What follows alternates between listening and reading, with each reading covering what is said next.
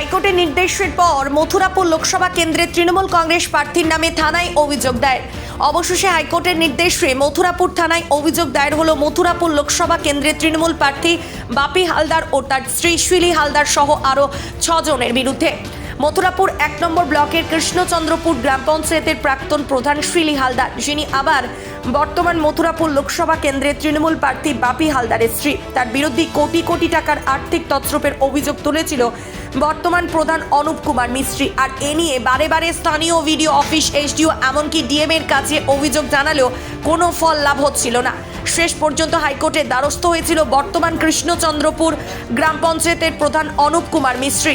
এরপরে অভিযুক্তদের বিরুদ্ধে আইনানুগ ব্যবস্থা না নেওয়ার কারণে ও গাফিলতির কারণে হাইকোর্ট শোকজ করে মথুরাপুর থানার ওসিকে এবং নির্দেশ দেয় যত শীঘ্রই সম্ভব অভিযুক্তদের বিরুদ্ধে আইনানুগ পদক্ষেপ নেওয়ার পাশাপাশি গোটা বিষয়ের তদন্ত করতে হবে প্রশাসনকে।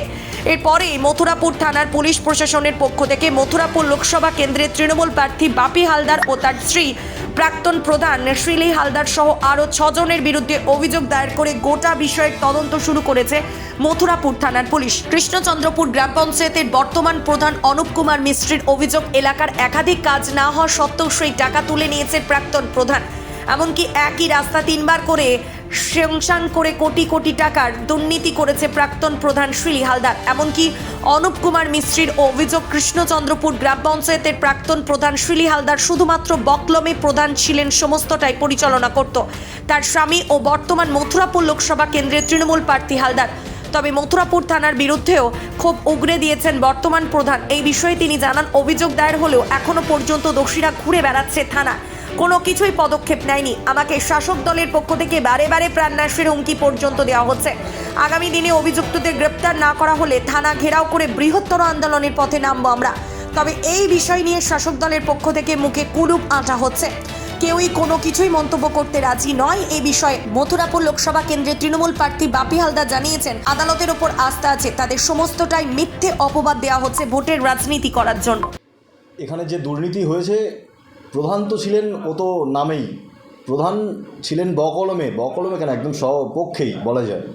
খাতা কলমটা বাদ দিলেই প্রধান হচ্ছে বাপি হালদার।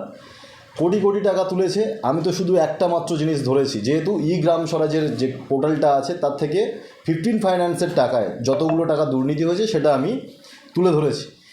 আরও বিভিন্ন জিনিস আছে, সমস্ত জিনিসটা যদি তদন্ত, আমি ওই জন্যই আমরা দাবি করেছি যে আমাদের এটা সিবিআই বা ইডি দ্বারা তদন্ত করানো হোক। প্রচুর কিছু বেরিয়ে পড়বে। এসএইচজি গ্রুপ আছে, স্বচ্ছ ভারতের নির্মাণ, যে স্বচ্ছ ভারতের যে এটা আছে সেন্ট্রাল ফান্ড, তাতেও ছিল। তো এই এফআইআর হয়েছে বাপি হালদার, মথুরাপুরের যে তৃণমূলের প্রার্থী, তার বিরুদ্ধে এফআইআর হওয়া সত্ত্বেও তাকে কেন পুলিশ থানাতে অ্যারেস্ট কেন করছে না? আমি ওসিকে বলবো যে আপনি অবিলম্বে তাদের গ্রেপ্তার করুন, না হলে আমরা বৃহত্তর একটা আন্দোলনের পথ বেছে নেব।